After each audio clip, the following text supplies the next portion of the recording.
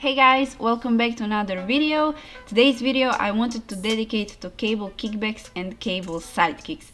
These exercises are both part of one of my lower body workouts, but before uploading that workout I wanted to spend a little more time explaining these two isolation exercises because I feel like these tips will help you a lot, and especially if you are just starting to work out in the gym. I wanted to share with you how I do them. I never have lower back pain after doing kickbacks, and I feel a really good glute pump after doing them. There is probably more than one correct way of doing cable kickbacks and cable sidekicks, but I wanted to share how I do them. I wanted to show you also a few examples how you should not be doing them, because I've seen many girls doing kickbacks in many different ways, and I'm talking about girls in gyms that I went to, not girls online. And there were some variations of kickbacks that really didn't make much sense. So here you can see some examples of how you should not be doing cable kickbacks. These are really not optimal ways of doing them. You don't do anything for your glutes. You won't develop anything by doing these movements. At best, you will work somehow your hamstrings, but definitely not in an optimal way. Skip these movements, you will just waste your time by doing these movements. Here you can see in the first movement that I am not going through the whole range of motion. I just do like maybe 1/3 of a rep. That's really just a waste of time. This movement is a waste of time.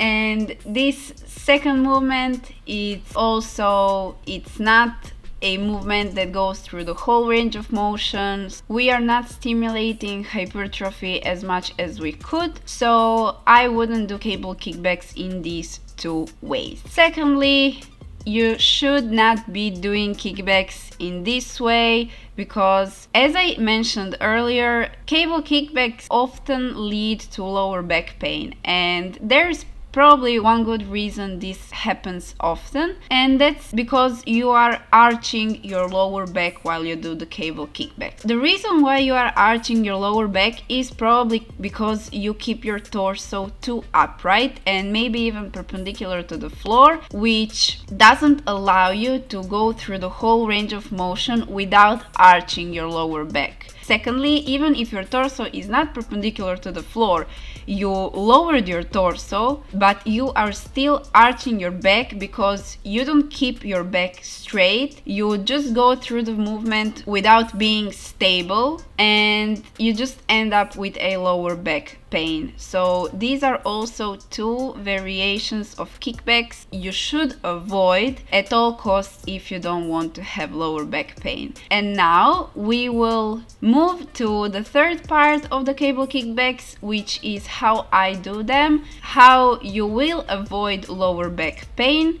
and gain the most as you can out of doing cable kickback. So the first is to lower your torso. My torso is not parallel to the floor. That's just too low for me, and I don't feel very comfortable going that low. I place my torso at about a 45-degree angle, and I just hold on to the machine and start doing kickbacks.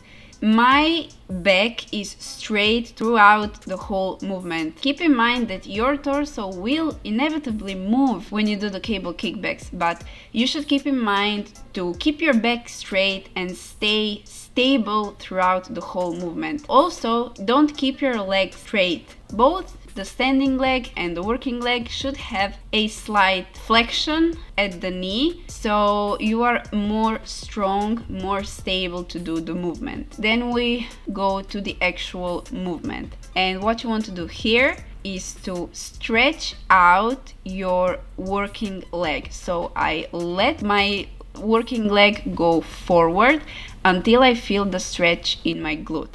And that's the starting point of the movement. From that point on, you kick back. The first part of the movement, Robin Gallant explained perfectly. She said to to imagine a box on the floor behind your leg, and imagine that you kick the box away from you.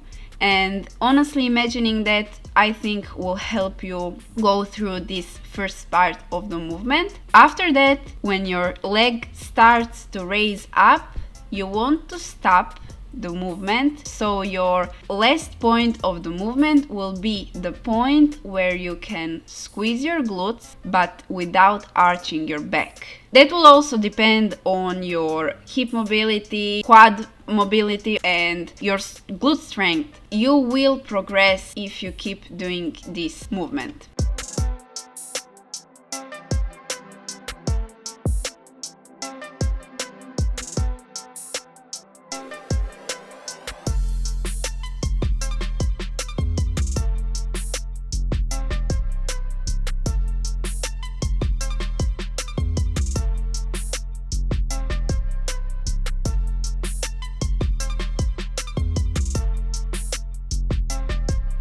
I feel like not many people talk about the cable sidekicks, and that's why I wanted to include them in this video as well. They are such a great abduction exercise, but they can be a bit more tricky to do because of the cable that always gets in the way. But after many reps and sets, I feel like I've finally managed to master the cable sidekicks, so I wanted to share with you step by step how I do them.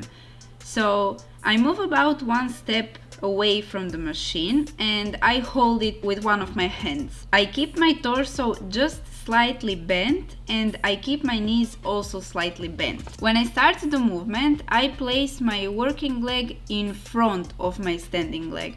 If it's more comfortable for you, you can try placing it backwards, but I just find that I'm stronger if I place it forward in front of my standing leg, and I keep it as in line with the standing leg as possible. So the cable is going really close to the shin of my standing leg.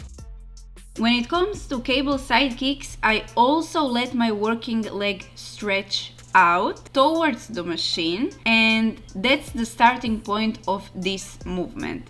While I let my working leg stretch out, I'm still keeping my standing leg and my torso in a way that they don't follow my working leg, because the only thing that's working on this exercise is literally just my working leg and my glutes. Then all that is left to do is to do the side kick.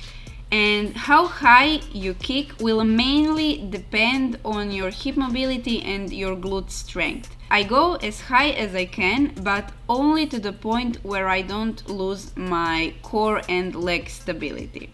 Thank you guys for watching. Bye!